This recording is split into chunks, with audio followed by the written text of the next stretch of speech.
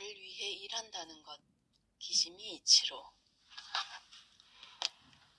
만약 아무 일 하지 않고도 필요한 것을 전부 손에 넣을 수 있다면 일하지 않아도 될 것이다. 그런 경우엔 태만이 덕이며 근면이 악덕이 된다. 하지만 실제로는 아무 일도 하지 않으면 필요한 것을 얻지 못하므로 일하지 않으면 안 된다. 그러면 근면이 덕이고 태만은 악덕이 된다.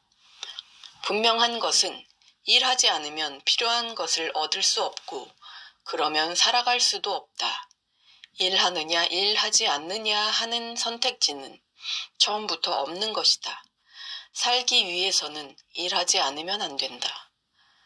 그래서 병들거나 상처를 입고 입원해 일하지 못하게 되면 하루라도 빨리 퇴원하려 한다. 병이나 사고로 수입이 줄었을 때를 대비해 보험을 드는 사람도 있다. 연금 문제에 관심이 큰 것도 같은 이유다. 이처럼 인간은 일하지 않으면 살아갈 수 없다. 일하는 것은 인간 본래의 모습이라 할 수 있다.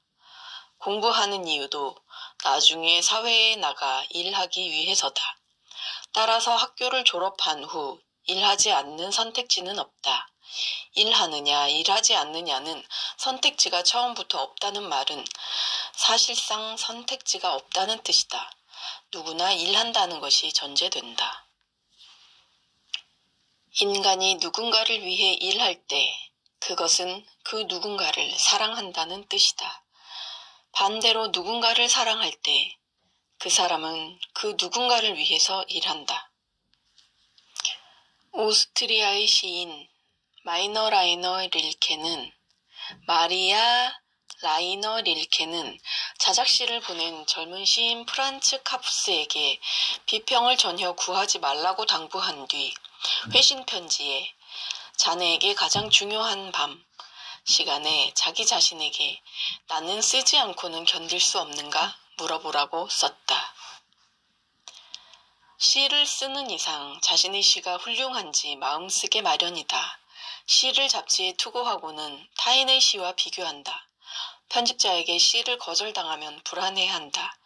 릴케는 그런 것들을 하지 말라고 조언한 것이다. 나는 쓰지 않고는 견딜 수 없는가? 라고 물었을 때 나는 쓰지 않고는 견딜 수 없다 라고 대답할 수 있다면 시를 쓰라는 것이다.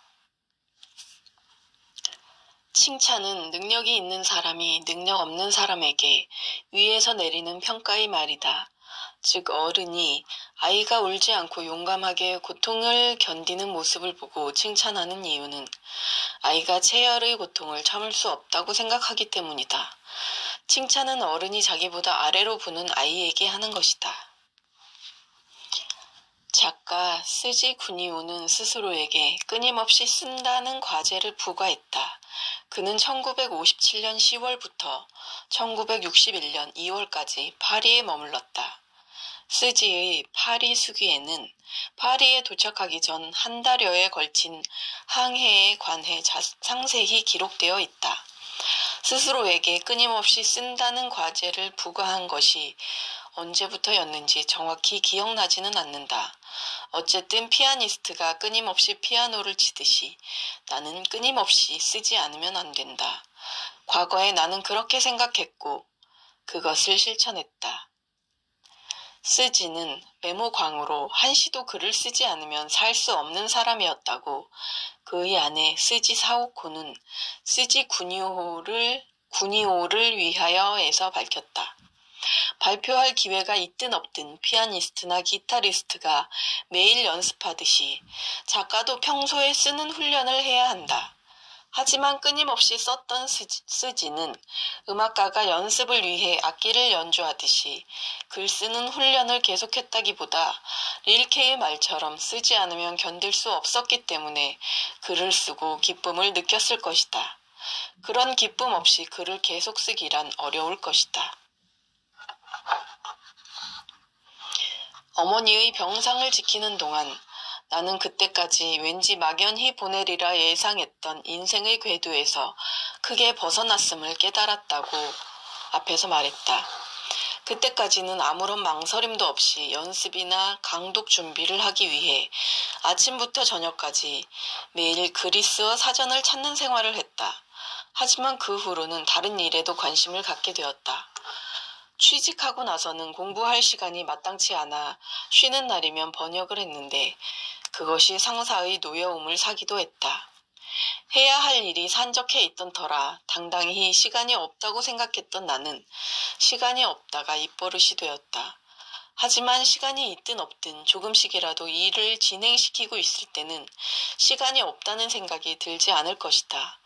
그 후 심근경색으로 쓰러졌다가 다행히 목숨을 건진 뒤 하루하루를 결코 허투루 쓰면 안 된다는 생각을 갖게 되었다. 도스토옙스키의 백지에 나오는 사형수는 어느 날 아침 5시에 간소의 목소리에 잠이 깼다. 그는 절차와 형식을 중요시하는 공공기관의 형태로 보아 일주일 뒤에나 사형이 집행될 거라고 생각하고 있었다. 무슨 일이요? 9시가 지나면 형을 집행한다. 그 남자는 생각했다. 이렇게 갑작스럽게 집행하다니 너무 심하지 않은가? 구급차에서 병원에 실려가 심근경색이라는 진단을 받았을 때 내가 느낀 감정이 바로 이랬다. 사형수는 이제 남은 시간이 5분밖에 남지 않았다는 걸 알았을 때 그 5분이 영원한 시간이자 막대한 재산처럼 느껴졌다. 그래서 이 시간을 다음과 같이 배분했다. 먼저 친구와의 이별에 2분, 마지막으로 한 번 더 자신을 생각하는 데 2분, 그리고 남은 1분은 이 세상을 떠나기 전 기념으로 주변 풍경을 바라보는 데 쓰기로 했다. 그러고 나서 사형수는 황금색으로 칠한 교회의 지붕 꼭대기가 밝은 햇살에 반짝반짝 빛나는 광경을 집요하게 바라보았다. 마침내 죽음이 임박했을 때 그를 가장 괴롭힌 것은 끊임없이 떠오르는 다음과 같은 생각이었다. 만약 내가 죽지 않으면 어떻게 될까? 만약 목숨을 건진다면? 그 무한한 시간, 게다가 그 무한한 시간이 완전히 내 것이라면 그러면 나는 1분 1초를 일일이 계산해서 더는 무엇 하나 잃지 않을 거야. 아니, 시간뿐 아니라 그 어떤 것도 허투루 쓰지 않을 거야. 그런 생각 끝에 억울하고 원통한 마음에 휩싸여 어서 사형당하고 싶다는 생각마저 들었다. 결국 이 사형은 집행되지 않았다. 무한한 시간을 얻은 그 남자는 이후 어떻게 되었을까? 시간을 일일이 계산하지 않고 많은 시간을 허비하며 보냈다. 그러나 나는 그의 말이 묘하게 현실적으로 느껴졌다.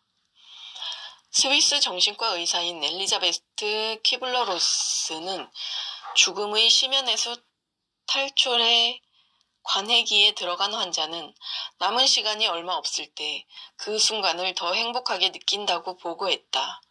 인간은 이야기가 끝나면 사라지는 화면과 드라마 속 인물이 아니다. 나도 퇴원 후 처음에 했던 각오는 어디론가 사라지고 얼마나 많은 시간을 허비했는지 모른다. 하지만 일일이 계산하지 않고 살 수 있어서 행복하다고 느낀 것도 사실이다.